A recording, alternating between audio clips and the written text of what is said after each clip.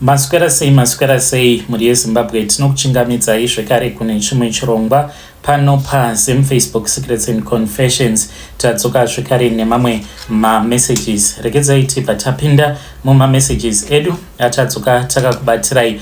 Message yedu yekutanga yakamira sekudai so. Hanzi makadi zvenyu mukoma ndinokumbirawo kuti munge muchindiposterawo nyaya yangu makavikawo chitupa changu. Ini ndouya pano ndiine confession yangu iyo yandiinayo. Confession yangu mukoma yakamira sekudai so. Ndiri murume uye zvekare ndine makore 25 years ekuberekwa. Chandiunza pano inhau yekuti Satani anenge achandigwina chete iro rino gore nekuda kwematambudziko awo andiri kusangana nawo, ende Satani ari kuita anonzi manyemwe. Izvi zvakatanga last year, mainge muri muna June, apo pandakaenda kuEastern Cape. Kune kabasa katainge tichifanira kuti tinge tichinoita ikoko. Naimi ndokubva ndasangana one of this other guy uyo wandakadzidza naye akabva achizondiudza kuti they had created a social club. This was a club that they created for all the guys that we went to the same high school with in our stream. Ndokubva ndapinda mugroup muya ndakanyara apo pavakanditi ndinge ndichitumidzira mapictures angu. As a matter of fact, munhu wose akati akomana John apinda mugroup ngati mupei welcome. Umwe noumwe akatanga kutumidzira picture rake akamira nemotikari kana nemukadzi kana kuti picture wakamira padhuze nechaunenge uchiti ichi ndo chinodhura chaizvo muupenyu hwako. Varume vose vainge varimo mugroup imomo vakange vakamira nemafamilies avo apa vakapaka mazimotikari vachiita mavibe ekunana Wetnel chaiwo. Zvinhu zvakandityisa ndezvekuti umwe wacho akati iye ainge atori munzira achienda kuChina ndokubva atumidzira maphotos akati I'm just waiting, my private jet is being refueled. Ndokubva atotora video achitopinda muprivate jet.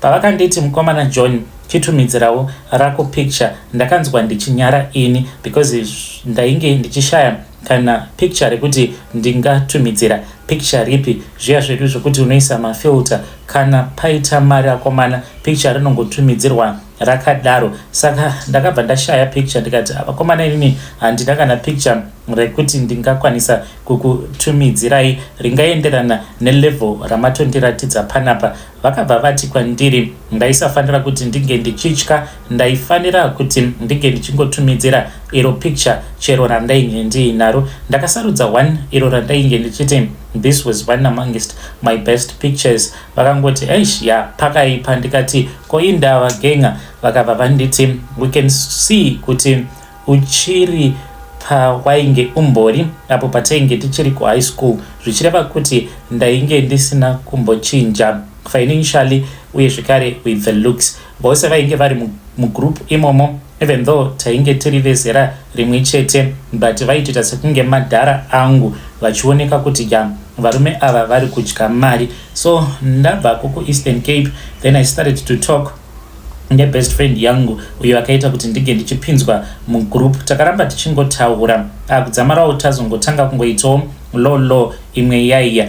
Then akabva achizondifonera zvekare akabva anditi John, ndiri muJoburg, ndoda kuti ndige ndichizokuona because I need to catch a flight. I'm supposed to go to Dubai. Kune madhiri angu awo andoda kuti ndige ndichinoita, but I'll stay there only 3 maximum 5 days, then I'll be back because the girlfriend yangu who is going to be flying from Brazil that is going to wait for me in Cape Town, so I have to do my things as quickly as possible. Tataura paya akabva andipa mari, akandipa mari akanditi usaiverengera motikari uzoiverenga wava kudheni. Ndasvika kudheni ndakabva ndaratidza madam mari yandainge ndapiwa nebest friend yangu, it was 10k. Vakabva vati mari yakawanda kudai anoiwana kupi. Fast forward, takamboita nguva tisingatauri tose until azoti ainge achida kundibatsira, but akandiudza through this other friend of mine uyo ari kuUK akati nhaiwe shamwari unomboitawo here uchitaura nevadzimu vako? Ndikabva ndati no, handibhilivhi mune zvinhu zvevadzimu madhimoni. Akaseka zvake akabva ati ndokusaka muchirohwa nenhamo nekuti munobhilivha kuti vadzimu venyu madhimoni. Mubereki wako akakubereka kana afa anganzi anenge ava dhimoni here? Ndikabva ndati kwete. Akabva ati saka uri kuti kudii? Ndakabva ndamuti zvinonetsa zvinhu izvozvo zvechivanhu, nekuti kunyange ukada kutanga kudzifambira nyaya dzacho ndopaunozoudzwa kuti kwenyu maybe kunenge kuine mweya wengozi. Akabva ati unongoigadzirisa ka ngozi yacho kuti zvinombonetsa here kugadzirisa ngozi. Akabva anditi kuti zvinhu zvako zvinge zvichikufambira unofanira kuti ungochitaura nemunhu uyu. Ndakabva ndachizotanga kutaura neumwe mukadzi uyo akandikudza kuti iye she is a high priestess, haasi n'anga as such but she is a priestess kuchechi kwavo, as in they are part of a cult. Akabva anditi kukubatsira ndinoda kukubatsira but waita kure, plus mari yaakati ainge achida it was $2,000. Zvino ndakaona kuti yenge yakawandisa. Ndikabva ndachizoudza best friend yangu ainge andipa mafone numbers. Ndikabva ndamuti ndo zvandainge ndaudzwa izvozvo. Akabva ati kwandiri ndichakubatsira ne$1.5 iwewe as a man chizamawo kuti unge uchitsvaka at least $500. Ndakashingirira ndikaiwana 500 iyaya. Ndikabva ndati zvinondoita sei? Mari iyi haitokwani kuti ndige ndichitapudza ndige ndichiendawo kumusha. Saka gogo ava vakanditi chitsvaka munhu uyo anenge achida kujoina. Munhu wandakatumidzira ndichitaura nemi kudai so atori kuChina uko kwaakaenda kunotenga bhazi raari kuda kupinza paroad very soon in a short period of time. Ngomutuma kwandakaita achinosvikawo kuya ne$500.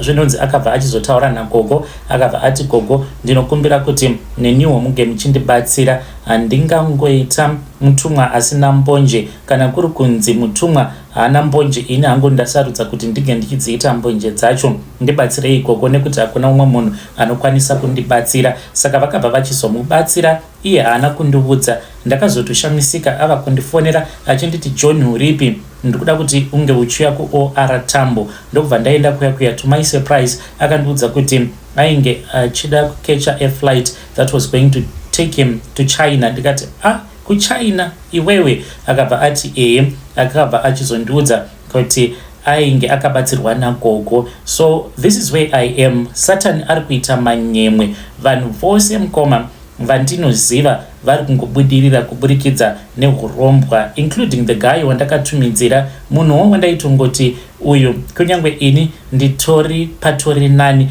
muhupenyu, but iye kana ndakamutarisa like ava kutorarama kalife katoripo. Saka nawo iripo mukoma ndeyekuti ndiri kufanira kuti ndinge ndichienda kuZimbabwe. Kana ndaenda kuZimbabwe ndakanzi ndinofanira kuti ndinge ndichiba rimwe dhuku ramama vangu. Mama vangu vane rimwe dhuku ravo iro repink. Dhuku iri mukoma vanoti pose pavanenge vari kumunda, dhuku iroro vanenge vakariti shwe kurisunga mumusoro. Hazviite kuti zvinge zvichinzi mama vaenda kumunda vasina dhuku ravo, hazvitomboiti zvachose. Saka ndo nyaya yacho iyo yandiunzawo pano. Ndodawo kuti mhuri yeZimbabwe inge ichindibatsira. Kana mukandibatsira ndichatenda chaizvo. Ndoita sei kuti izvi ndo zvandiri kuudzwa here naSatan kuti ndo zvandinofanira kuti ndinge ndichiita? Please help me out. I'll be following through in the comment section. Ndakatomboedza kutombopfugama nemabvi nemagokora ndichikumbira kuna Mwari. Ndikabva ndati tararai muone Mwari nyaya iri pano. Ingawani makati muriko kudenga uye zvekare imi ndimi baba vevanotambura zvandiri kutambura, uye zvekare zvandava kuziva kuti Satani ariko, ende Satani ane masimba ari kuda kundipa hupfumi hwakawandisa. Chindibatsiraiwo kuitira kuti ndisazogamuchira hupfumi hunobva kuna Satani. Asi Mwari wacho wakangonyarara. Handizivi kuti ndingazvifambisawo sei. Ndichange ndichizotevererawo ndiri mucomment section.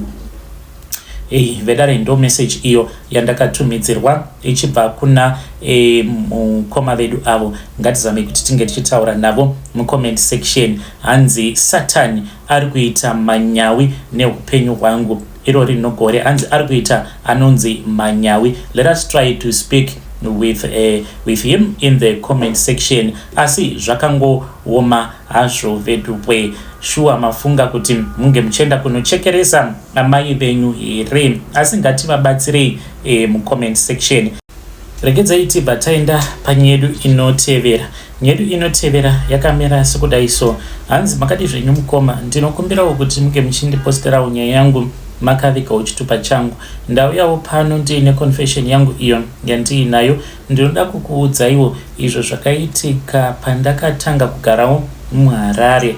Iyi mukoma zvakaoma, saka ndainge ndiina mukoma wangu avo vainge vachigara kuGlenora. Mukoma ava vainge vaine moyo wakanaka chaizvo. Mukoma vainge vari mwana wabamukuru, saka maiguru vaiva vaine rudo uye zvekare ivo mukoma vakatoredzera kubva kuna amai vavo, asi bamukuru vainge vaine moyo wakashata zvisingaite. Saka pandakabva kumusha vakatombondidiscouragea, vakabva vati kwandiri, kuHarare ikoko kwauri kuenda uchanotambudzika zvisingaite. Mune basa ripi raunoziva zvokuti ungati uri kuda kuenda kunoshanda kuHarare? Wadii waita zvemagadheni apa, waiti kana ukashanda mugadheni mavo waiudzwa mamwe mashoko anorwadza. Saka ndakabva ndati ini ndava kuenda hangu kuHarare. Saka ndakazongoitawo zvekungova nzvenga because vainge vasingatodi kutoti ndinge ndichitoenda kuHarare kwacho. Then ndakati ndazosvika muHarare ndikabva ndachizotanga kugara na mukoma wangu namai guru. Vainge vaine 3 rooms dzavo muGlenora, asi mukoma chakazongondirwadza ndechekuti mukoma ava ivo kunyange vainge vachida kuti ndige ndichigarapo pamba pavainge vachigara, but havana kukwanisa kuti vange vachiudza mudzimai wavo zvekuita. Vaitoudzirwa ivo zvekutoita nemudzimai wavo kuti chakati handidi kuti pano chinge chichiitwa. Saka ndakazotoita zvekutodzingwa navo amai guru. Mushure mekunge vandidzinga mukoma Nashi, ndo pandakabva ndachizobvapo pamba pavo ndikabva ndatanga kugara munonzi muHopley. Ndava kugara muHopley muya Mwari vakabva vachizondiwanirawo nyasha, ndakabva ndachizowana basa mukoma. Saka ndaiwanzokufamba, ndaifamba ndobva ndadambudzira nemumakuva dzimwe nguva because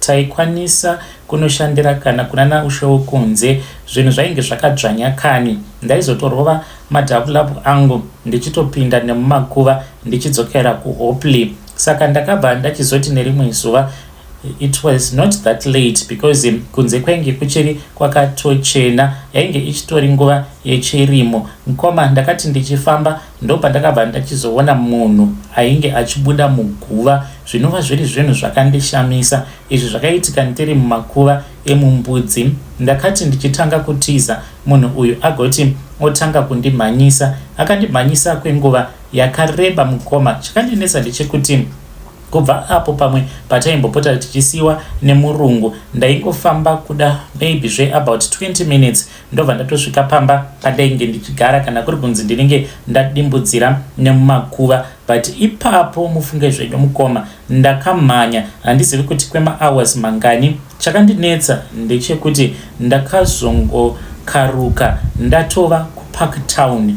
Kubva kumakuva ekumbudzi naimi ndichimhanya kuenda kuParktown, and I don't have any memory ngezvakaitika musi wacho iwoyo. Ndakazotovhunduka ndichiona kuti ko zvandiri kuno kuParktown ndiri kutsvakei. Hama dzangu ndakazofamba usiku ihwohwo kubva kuParktown ndichitanga kufamba ndichidzoka kuHopley. Ndakaita usiku hwose kani ndichingofamba. Mangwana acho ndakamuka ndakaneta, ndakazvimba makumbo ndisingagoni kufamba. Fast forward ndakabva ndachizowanawo mukana ndikabva ndachizouya kuno kuBotswana kwandiri pari zvino, asi ndiri munhu wemabad luck chete. Handinawo chakanaka chinoitika kwandiri. It's bad luck after bad luck.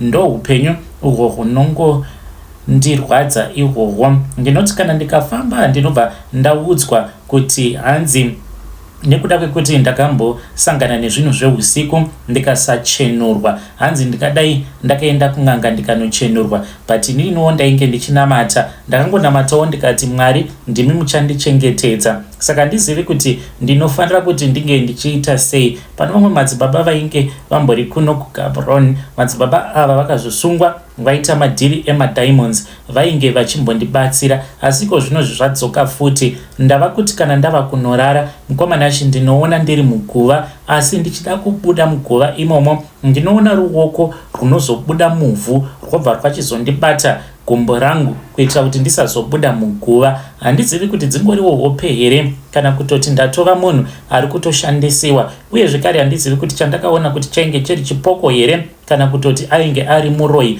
uyo wandakaona, zvimwe kuda akakasika kumuka. Asi munhu uyu ndakamuona achitoita zvekutofukunura achibuda muguva. Vedare ndo message iyo yandakatumidzirwa ichibva kuna pakaipa mukoma vedu avo. Hanzi handichazivi kuti ainge ari muroyi here kana kuti chainge chiri chipoko. Let us try to speak with him in the comment section. Rekedzai tibva taenda panyedu inotevera. Nyedu inotevera yakamira sekudai so. Hanzi makadi zvenyu mukoma, ndinokumbirawo kuti muge muchindiposterawo nyaya yangu makaviga chitupa changu. Ino ndine secret yangu, uye zvekare I hope kuti vamwe vanhu kunzoko vachadzidzawo kubva kwandiri. Saka ndainge ndiine best friend yangu uyo wandainge ndichiwirirana naye pane zvose izvo zvatainge tichiita. Inini nefriend yangu taiwanikwa tichinoita zvose zvatinenge tichiita tiri pamwe chete. Saka aiva munhu wekuti ainge achikara doro zvisingaiti, kunyange ndainge ndichirikarawo doro, but zvake zvainge zvakanyanya. Saka ndakabva ndachizoti nerimwe zuva ndainge ndakatogara zvangu, mukadzi wacho akabva achizouya ainge achimutsvaka. Ndikabva ndati uyu zvaunenge mukana wekuti ndige ndichitombokonza mudzimai wake. Saka ndakabva ndachizotanga kukonza mudzimai wake, ndikabva ndamuudza kuti ndainge ndichimuda, akashamisika ndokubva aramba. Ndainge ndotya zvino kuti munhu uyu kana kuri kunzi akazonoudza murume wake kuti ndakonzwa nebest friend yako, zvinoreva kutoti friend yangu ichandigumbukira. Ndakabva ndachizongosiyanawo hangu nazvo, asi chakazongondishamisawo mukoma ninhau yekuti after ndabva mukukonza mukadzi uyu haana kuudza murume wake. Ndakabva ndachizoitawo kahope kekuti zvimwe kuda ainge aine feeling neni, ndokubva ndachizomutanga paWhatsApp ndiine murume wake. Ainge akatogara nerimwe hure iro raainge akatogara naro tiri kubhawa. Ndikabva ndati kuona zviri kuitwa nemurume wako akarwadziwa, akabva ati ndikuuya ikoko. Ndikabva ndati relax man, mira ndiuye ikoko kuzokuudza. Akabva achizoti okay. Ndakabva ndapfurira friend yangu kuti ange achitoenda kutown kunorara negirlfriend kulodge, because ndainge ndichida kunoona mukadzi wake. Ndakatomupa mari because ainge achingokomplaina kuti musutu uyu ndoenda naye kupi, andidya mari yangu. Ndikabva ndati mira ndinokupa mari. Ndini nyakutorequesta Uber, vakatoenda mutown vakanorara mutown. Ndakabva ndachizoenda kumba kwake, ndokubva ndachizosvika mukadzi wacho ainge akatobitirirwa akandimirira. Apa ainge achichema, ndikamuudza kuti relax, do not even worry, murume wako ndo zvaari, ihure rekupedzisira. But chaasingazivi murume wako ndechekuti iwewe you are the best woman like in the entire world. Ameno kuti sei asingakwanisi kukupa respect yaunofanira kuti unge uchipiwa. So mukomanashi akabva achizoti tinokwanisa hedu kudanana. Ndokubva ndatorara mumba mebest friend yangu. Apa ndaichita ndichitofonera best friend yangu ariko kwaainge ari, ndichitomubvunza kuti zviri sei, are you even enjoying? Ndikatombomuti ndipe mhani ndinge ndichimbotaura namadhamu vako vatsva. Ndikatotaura nemusutu mukadzi wake ainge akatorara pachest pangu. Hapana chinhu chinonakidza sekuzodanana nemukadzi wemunhu uyu waunenge waudza kuti murume wake ari kumuhurira anonyatsokupombonoka kana ainewe. Ndiyo secret yangu iyo yandiinayo. Ndangoti ndike ndichingobatsira vamwe varume kunzouko, ndivabatsire kuti pose apo pamunenge muine mafriends enyu musafunga kuti ndepose apo pekuti mafriends enyu anenge achikushuvirai zvakanaka. Umwe anenge achitoshuvira kuti dai ari iye akaroora mukadzi wako, muchitoita madhiri ipapo muri mose muchiti tiri kuwirirana. Umwe anokwanisa kutodzoka nerweseri achitokunyeya zviya zvekuti unozomboshamisa kuti asi chii chazokonzeresa kuti namadhamu tinge tichizonetsana nekanyaya yakadiki diki. Ndiyo secret yangu. Kana mukaposta muzondizivisawo, ndichange ndichizotevererawo ndiri mucomment section. Vedare ndo message iyo yandakatumidzirwa ichibva kuna mukoma vedu. Ngatizamei kuti tinge tichitaura navo mukoma vedu ava mucomment section. Zvakangooma hazvo vedu we pakaipa. Ngatisanganei zvekare mune zvimwe zvirongwa zvinotevera.